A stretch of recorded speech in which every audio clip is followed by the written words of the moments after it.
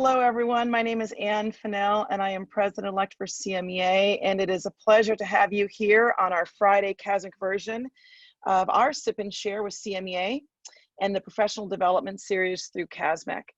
Today, we will have Inspiring Independent Self-Reflective Learners session, but let's go to a little bit of information from NAFME.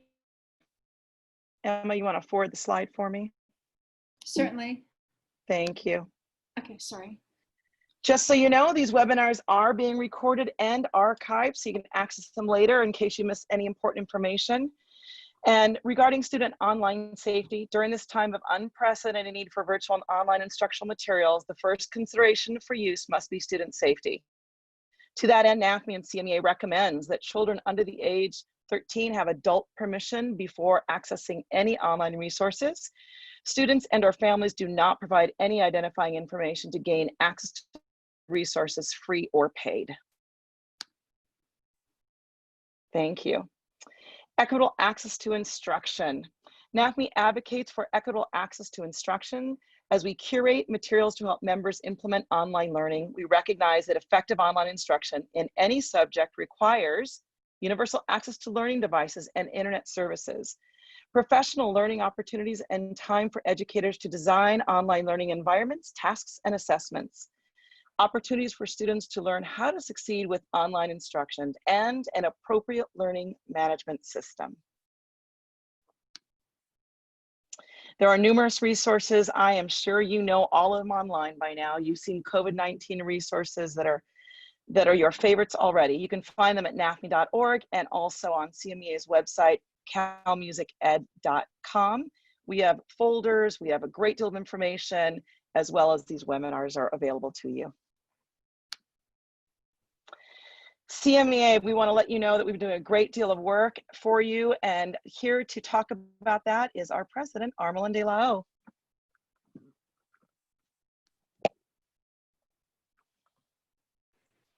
Thank you. Oh, sorry, we'll go back just one more slide. So. How do I go back here? Hold on a second. Sorry, everybody. This is the real world of technology, and we all live it every day. So it is okay. Yes. Sorry. Yes. Nothing is ever seamless. No worries. Loading. Yay. So as Ann mentioned, I'm Armelin de la O, and I'm the president of the California Music Educators Association. And I wanted to just provide you a little update of what we've been doing with our work and advocacy for you, our members. So during this time, actually for many years now, we meet weekly. We have an advocacy team that meets, and we meet with our lobbyists, Martha Diaz, who spends time providing us with up-to-date information from Sacramento, and we strategize on your behalf of things that we want to make sure that we're up on immediately in relationship to music education. And during this time, there has been a lot of things that have been coming across. What we've been doing is we composed a letter to Governor Newsom regarding equity of education funding. We've shared that letter with other California arts organizations, the dance, music, dance, theater, and visual art organizations. We sent a letter to all of the music administrators, school board members, California County Office of Education, the State Superintendent of Public Instruction, Tony Thurman. Please change slide. Thank you. We sent out a survey to our members a little while ago asking you to participate in the Roadmap to Recovery and HEROES Act supporting $200 billion for education funding. So if you didn't see that social media presence and campaign, you can still get involved in both of those things. I think the Roadmap to Recovery on the governor's website is still active. And the HEROES Act information is on the NAFME website, the grassroots. Writing letters to support AB 1815. This has been one heck of a week. So that hearing took place on Wednesday. If you haven't heard the news, that is a cleanup bill for AB5, which is the independent contractors bill. It did pass, but CMEA is still working on your behalf to make sure that we can get some amended language in there dealing with independent contractors that serve as clinicians, guest conductors, and adjudicators for our local and state student festivals.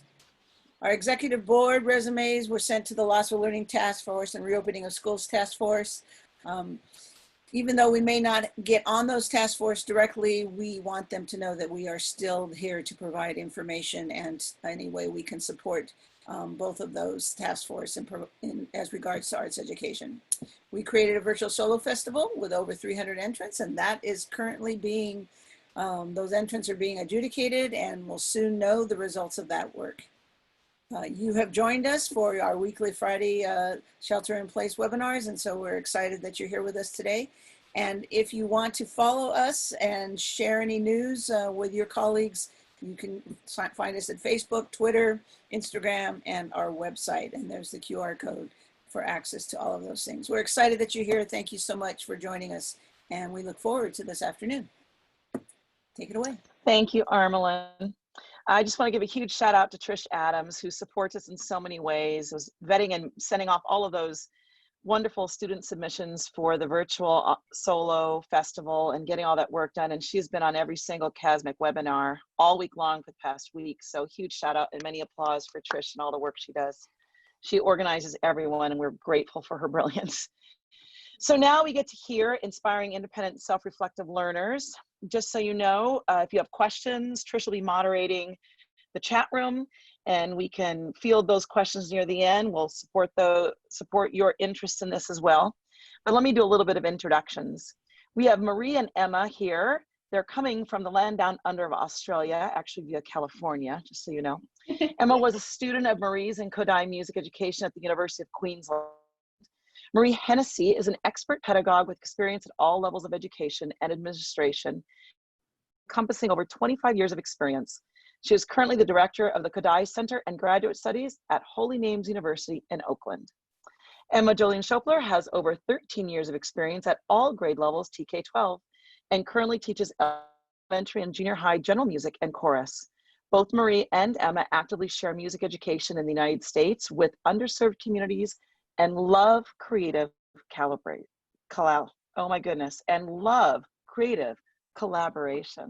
So welcome, Maree and Emma. We are thrilled that you're here for us today to share all that you know. Thank you. Thank you so much for that beautiful introduction, Anne. And now I think, Maree, you're going to share your screen with us. So I'll stop sharing here and let you take it away. So we need to unmute Maree. Hi, everyone. There we go. Thank you so much for having me this afternoon. I know that this is a shared presentation, so my little part will be brief, but I hope that it'll be a bit of Friday fun for you. My screen okay? Yes. Okay. So what I'll do is I'll do some interactive activities. You're in my class, and the first activity is a little lullaby to soothe you. By and by,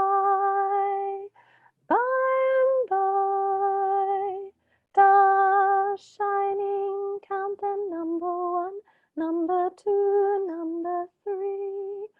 Oh my, by and by, by and by, oh my, by and by. You're all on mute, but see if you can sing along with me. So imagine that we're 3 or 4 or 5-year-olds and we're learning a new song. By and by,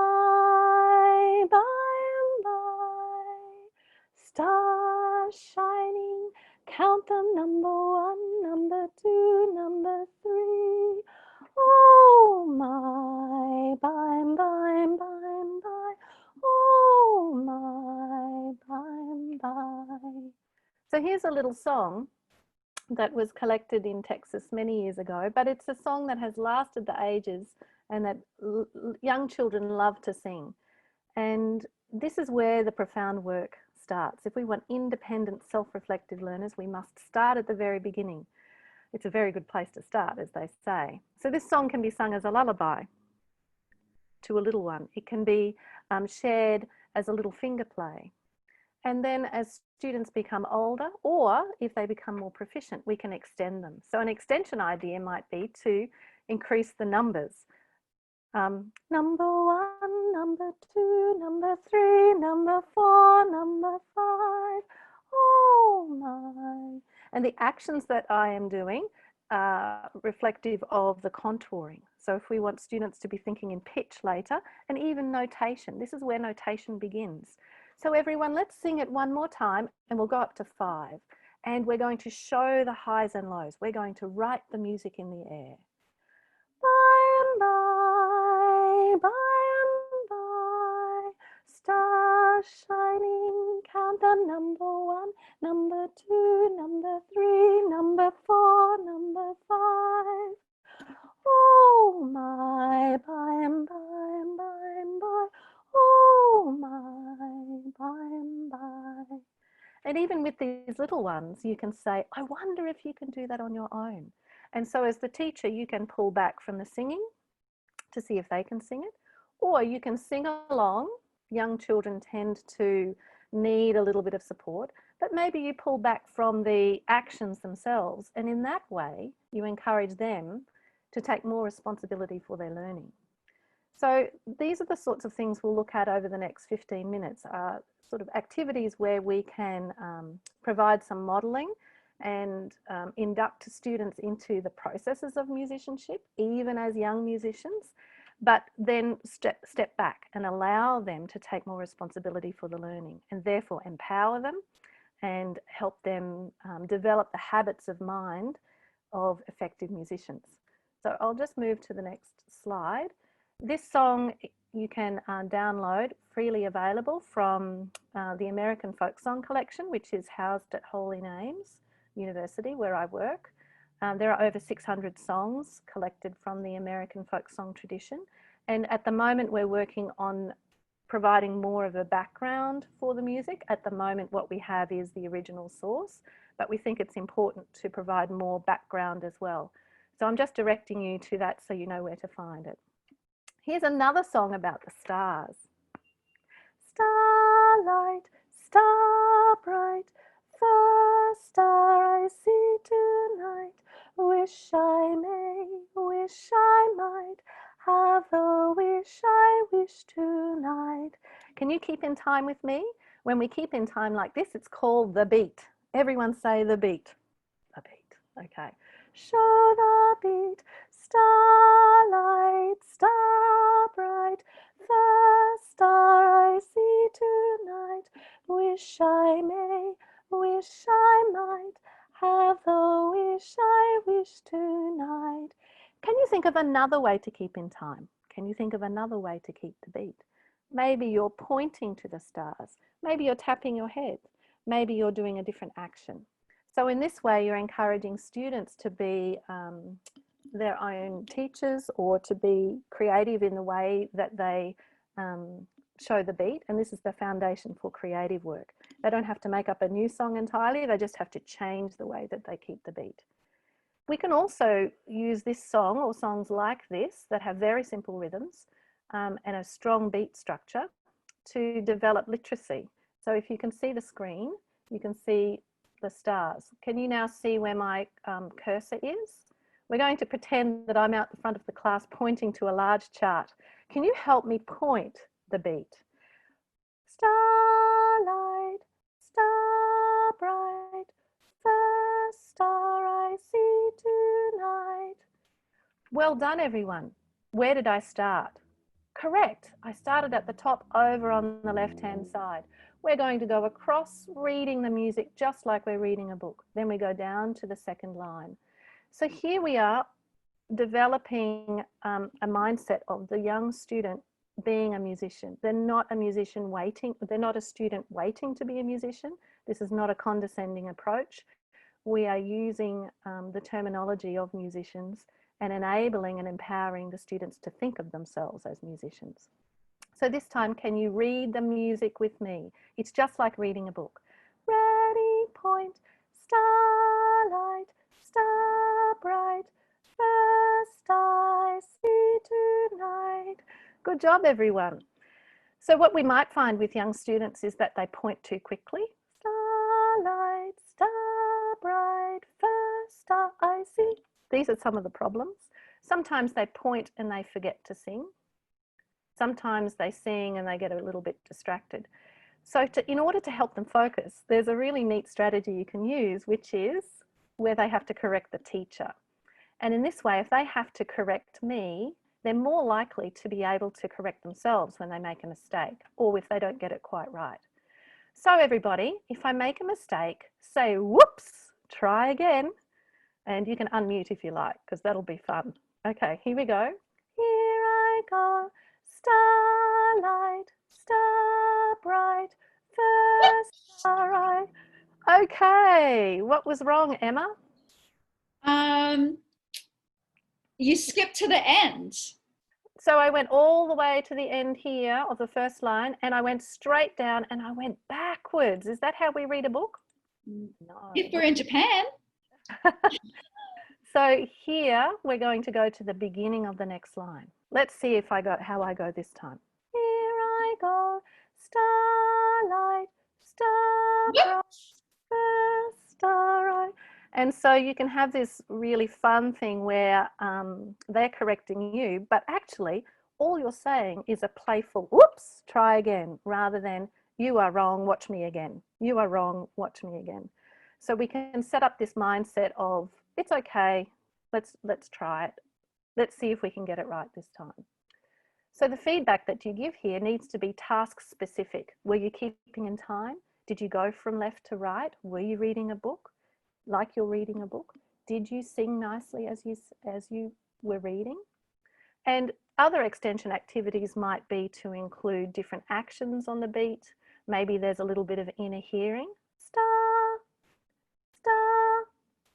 Or this could be a strong and a weak beat. So you can have strong and weak patterns and you set them up for meter. So there are a load of activities that you can do that are pre-literacy and prepare them physically for those feelings of meter, rhythm and beat on which they need to rely when they are older and work in an ensemble situation, or they're reading while they're playing an instrument. So rather than wait for that, you can do all of this readiness work when they're really young. And it's sophisticated because the mindset is the student is the musician. The student does what musicians do. Okay, here's another little one that'll get us going. Soko, soko, bache. Oh, sorry. Soko is this, bache and vira. Soko, soko, bache, bache, soko, soko, vira, vira, soko, bache, soko, vira, soko, bache, vira. It's nice to see everyone joining in. See if you can do it. Nice and slow. Soko, soko, bache, bache, soko, soko, vira, vira, soko, bache, soko, vira, soko, bache, vira. How did you go? Sometimes learning something new like this with our body is really confusing because our body wants to do the things it's been doing before. We call this muscle memory. So if you're used to doing this, or if you're used to doing other games where the actions are nearly the same, sometimes that takes over. So let's try it again.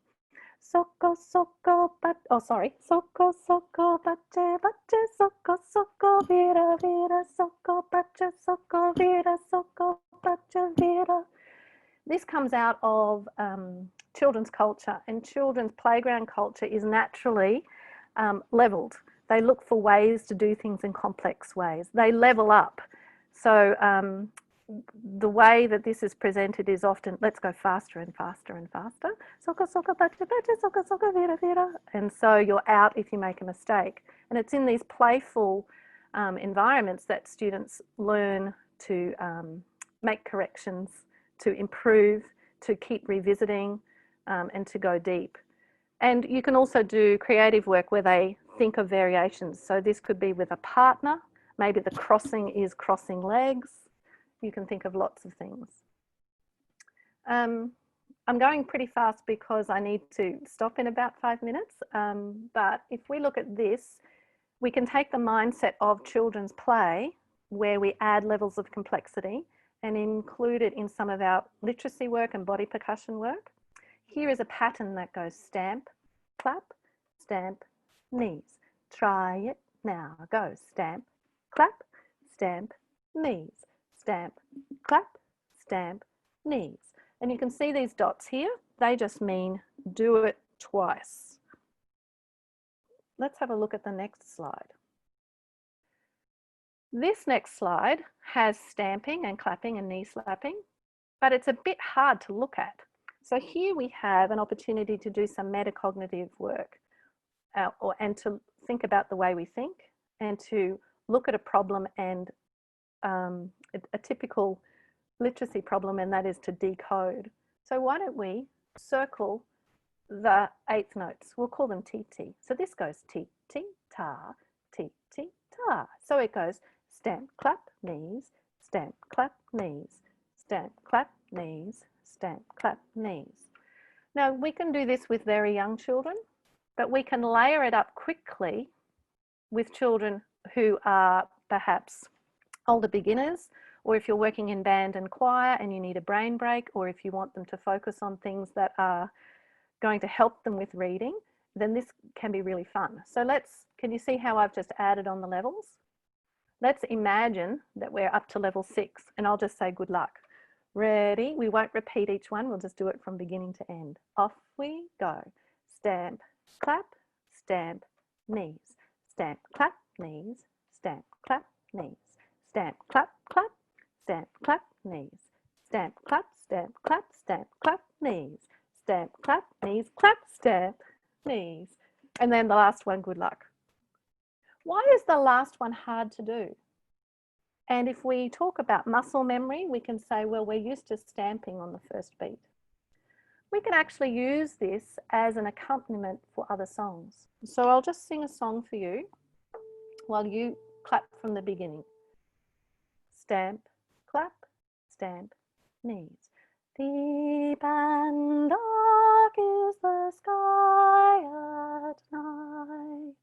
Moon and stars grow bright. Keep going. Deep and dark is the sky at night. Moon and stars grow bright. Today I chose the theme of stars, and these ideas don't need to be linked to these songs at all. It's just ideas. And as teachers, we can find ways to reach the students in a differentiated environment and encourage them. Or we can talk about how musicians work in order to develop proficiency. Maybe we look at individual patterns and whole lines. Maybe we do rhythmic accompaniment.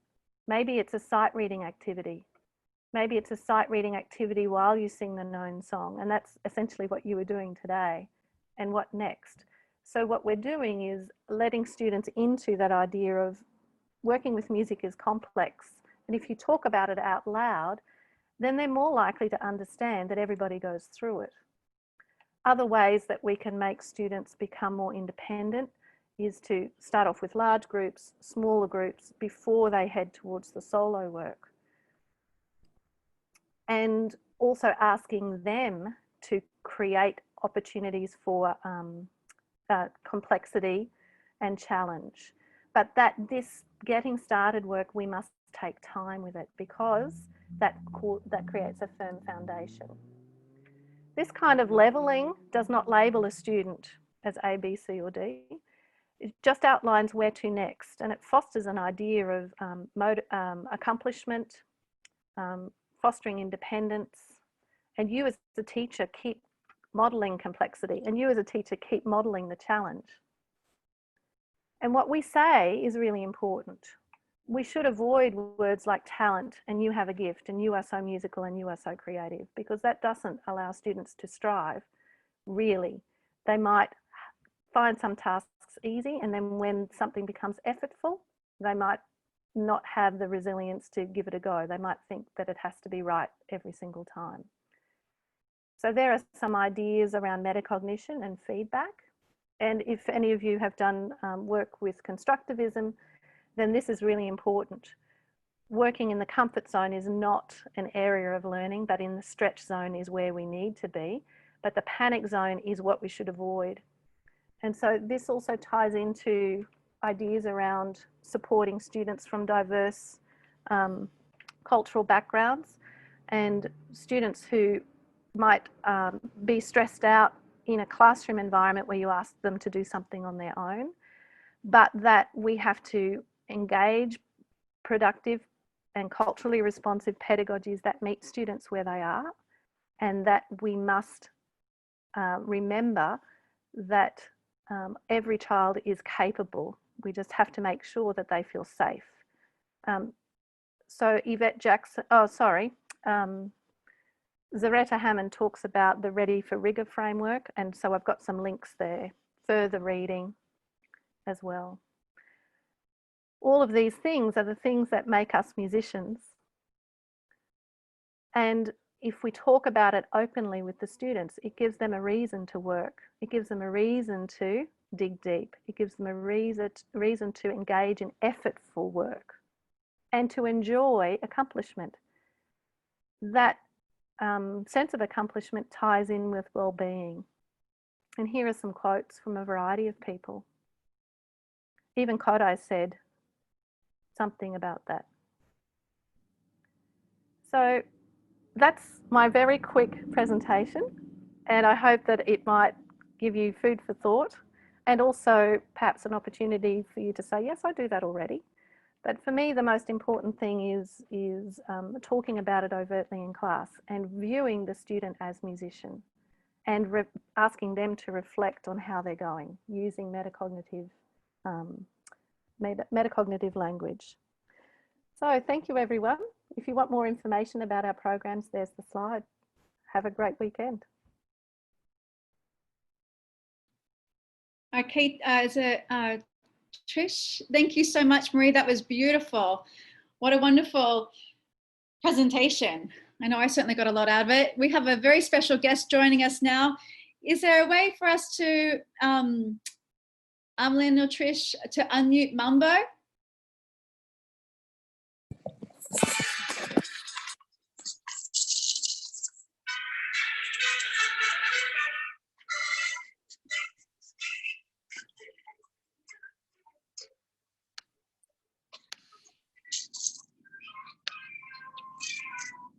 Hey everyone!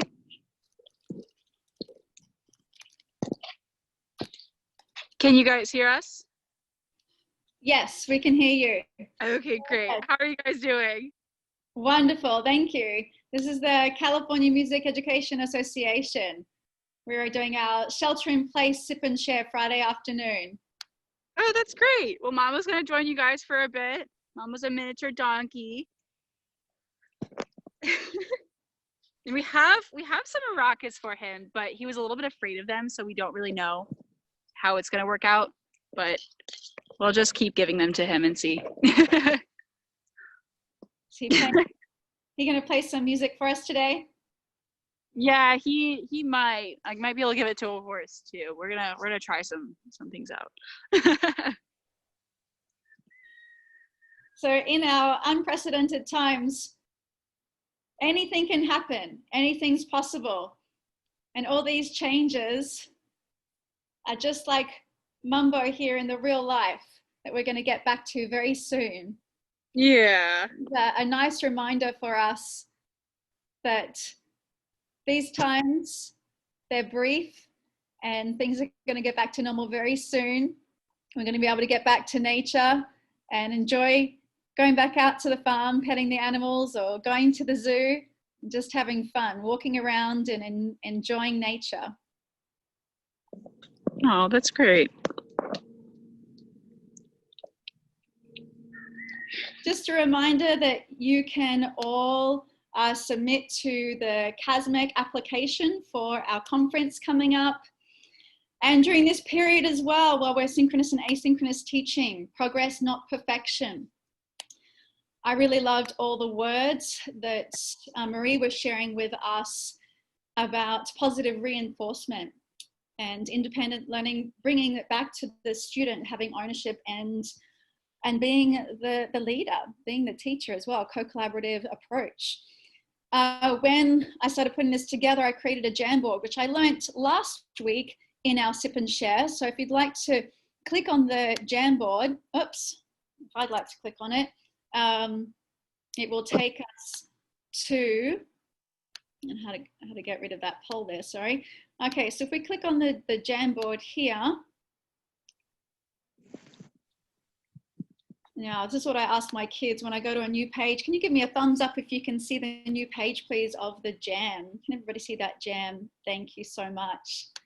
All right, fantastic. So this is a Jamboard, which is super duper easy for you to, yes, anyone on the internet can view this link. So super easy for you to share with your students. And they can put in anything that they like. It's just online post-it notes, starting from a specific topic, and you're welcome to enter anything that you would like to put in as well about inspiring independent, self-reflective learners. Now, I was thinking today, why am I even here? Why am I teaching music? Because of the music teachers that I had, specifically in high school. I had a brilliant music teacher, Mrs. Tatchell. At university, I had Maree Hennessy. With her, of course, you want to continue in musical endeavors. It's inspiring. And to have teachers like that make you want to continue to inspire other students, there's nothing more in the world. There's nothing more than that I can feel grateful for. And it connects you. It creates connections, lifelong connections. And these are some of the things which I put in here in this Jamboard. It's going to be available after this presentation as well. There's a heap of reflective questions here that you can utilize with your students. A lot of these are for, all, oh great, thanks for putting in the link there, Trish. I've been using a lot of apps with my students, and also, created the virtual classroom where they can click on activities and go to play a game online, and then using a Google form to exit. I'm using a lot of digital platforms. Most of my students are using Quaver music as well, and also Quaver SEL for project-based learning. They've got fantastic projects as well, which I'll get onto in just a minute. Our clock is ticking. All of this assessment, which I'm teaching synchronous lessons. It's collaborative, it's all student driven, and the students need to be able to do most of this assessment online by themselves.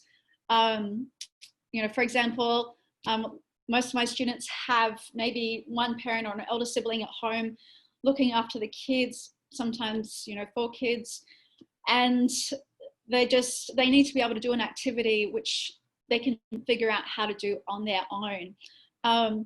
So a lot of these ideas are just that, okay? And of course, this works as a Scrum board. Think about how you're organizing yourself and teaching the kids how to organize themselves at home. When we're at school, they have people a bell telling them where to go, when to do it, and a teacher collecting them, taking them to class.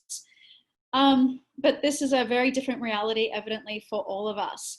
So there's, I got very excited about that, the Jamboard. I think there's about 13 different slides in there that you can have a look at later. It was Emma, we have a couple of questions about the Jamboard, if you could go back. Sure thing. Okay, hold on a second. Jamboard, click on the link.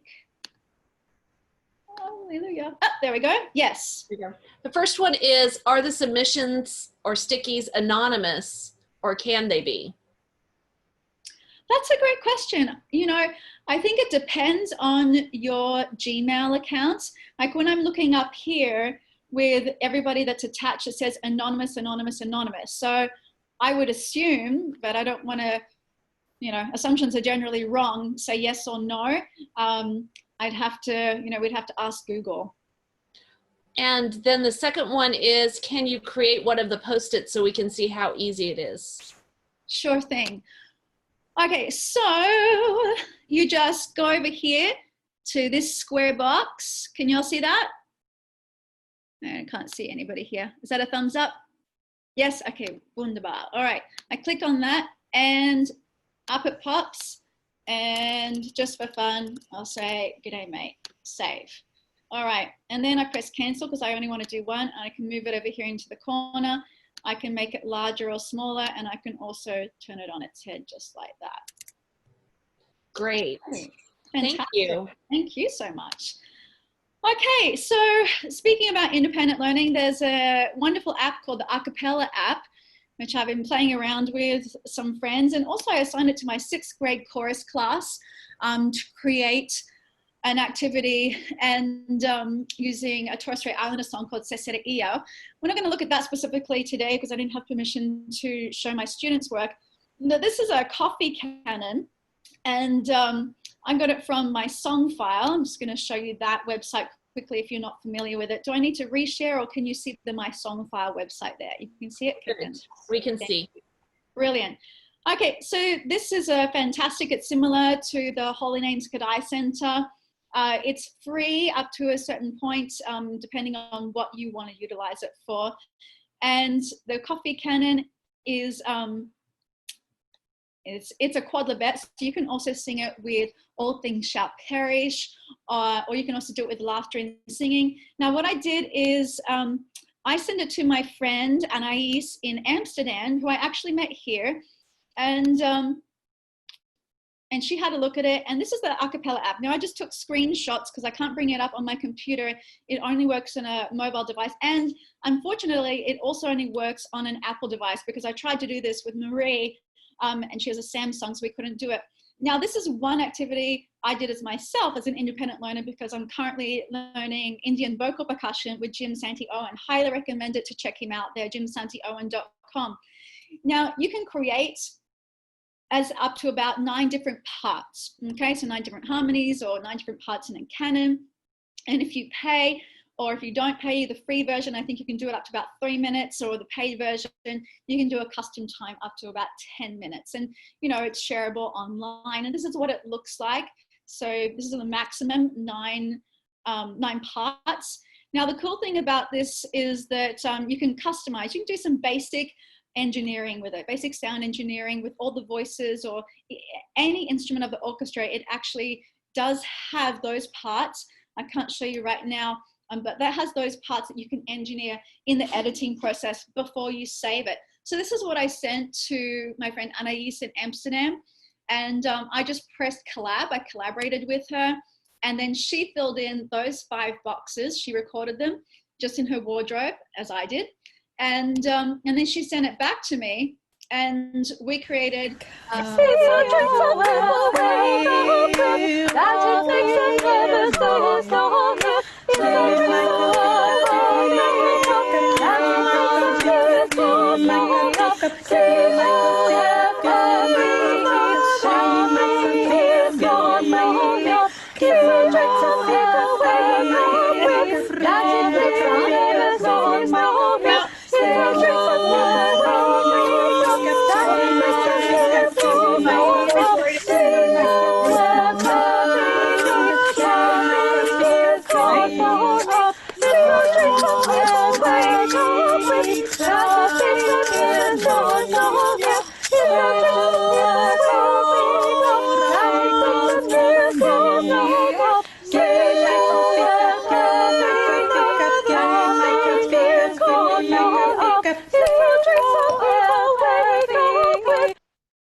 So that was just a little bit of fun. Now, that's something that I did with my 6th graders, and they, most of them didn't feel comfortable showing their faces. They felt a lot more comfortable using Flipgrid, where they could actually cover their faces, or in Quaver Music, where they didn't have to show their faces either or share it. And that's another thing, you can also share it privately. You don't necessarily have to share it online either. Okay. And oh, we can't hear you. All right, so polling. So this is one thing I wanted to mention about Zoom. All right, so I just have to go here. All right, so suddenly we've all become, you know, Zoom experts overnight in our Zoom university, so to speak. So I'm wondering how we all feel about that. And I don't know if Trish, can you share the poll here for that? There we go. Awesome. Thank you so much. All right. So we've got a poll here on how you feel about online teaching. I've had a lot of my families really enjoy it and prefer it, and a lot of them not enjoy it. So let's see what you guys like. Okay, fantastic. And sharing our results.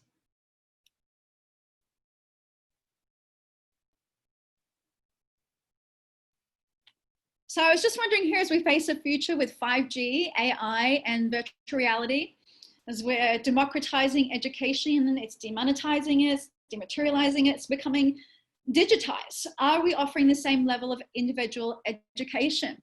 Now, as we could see, what we would normally do in the classroom with Maree, can we do that with all of our students? Can we continue to do that with all of our students online? How long will it last for? Okay, and oopsie daisy. I know, I'm just trying to get to my next slide. All right, so here's my next slide here. Okay. Okay, so I know for me,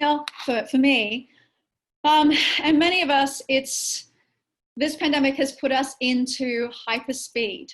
Okay, I felt at first very nervous, scared, and I don't have any sense of certainty. Now,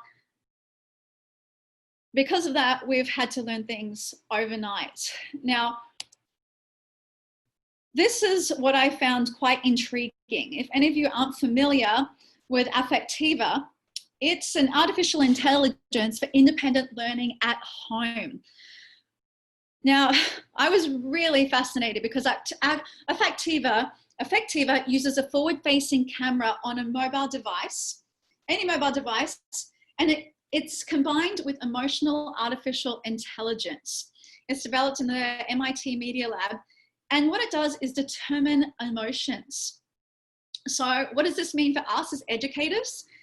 It's giving us, immediate real-time feedback. It helps us to creatively adapt to our student needs and our independent education plans. But there's more, okay? So with our integrated ed tech platforms comes emotion awareness gaming, okay? Now, I've had some parents say to me, wouldn't it be great if there was a video game that taught my children their entire curriculum? If they could just sit in front of this video game and that was it. They got mastery of, for example, of their second grade curriculum. Now, we've already seen since 1999, the very first international university started online. And there's already so many others, Udacity, Coursera, edX, Future Learning. There's massive online courses, right? And in Australia, we have open universities.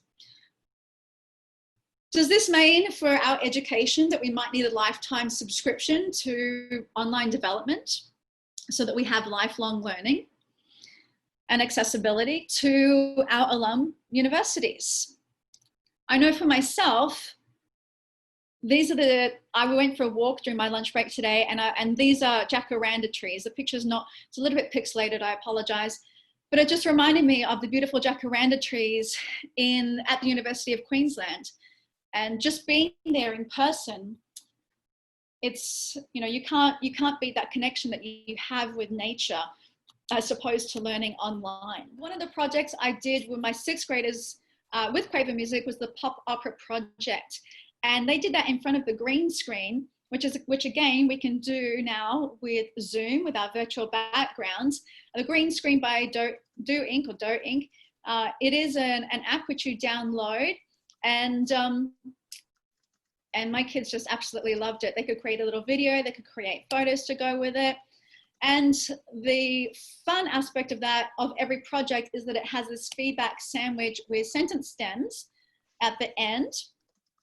And which of course are very important with our positive language. So again, Remembering, during this time period, progress, not perfection.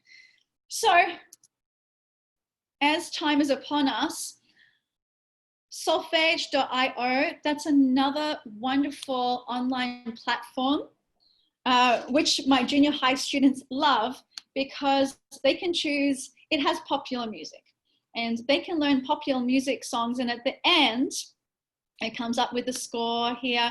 It has questions, and it goes through again, just like Quaver, step by step. And then it has questions at the end about the lyrics. It has questions about the music. It has all the tabs.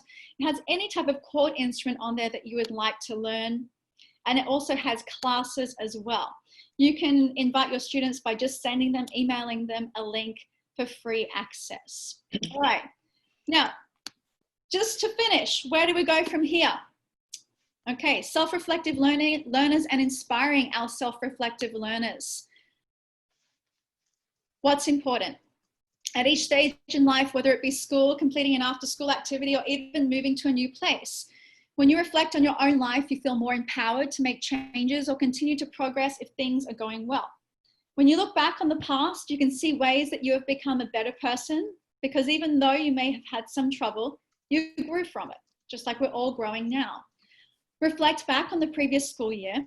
What is one challenge or success that has helped you improve? And please insert your ideas into Padlet. Okay, so here you can easily use this with your students as well. Padlet is lots of fun. You hold up your phone and scan the QR code.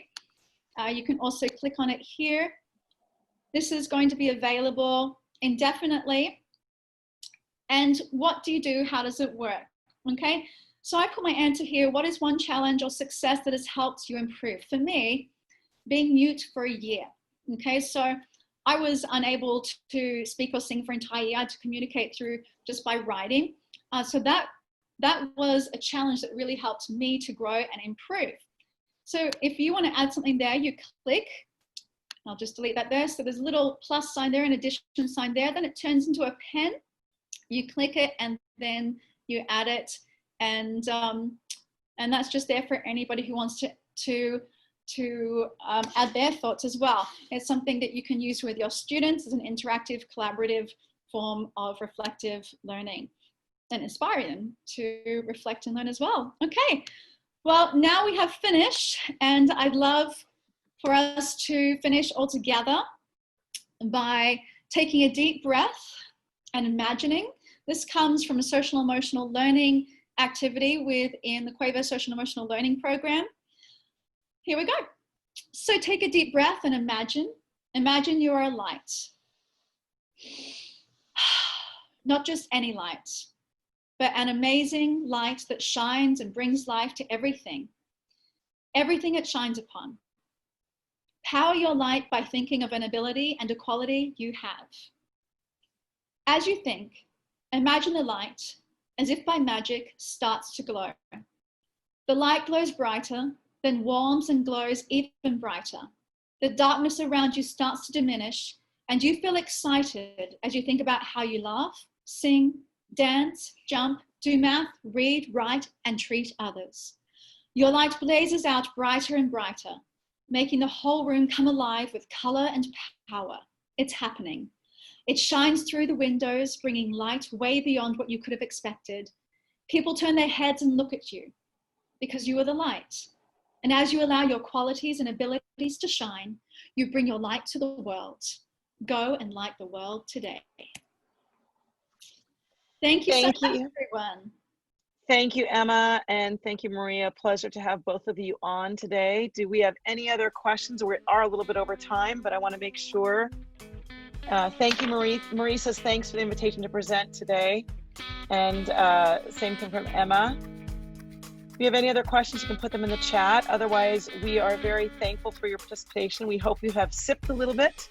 And thank you for being here with us. Next week, we have Evan Tobias from Arizona State University joining us. And we are looking forward to that time with him as well. So share the words and invite your friends and bring your favorite beverage. Thank you, everyone.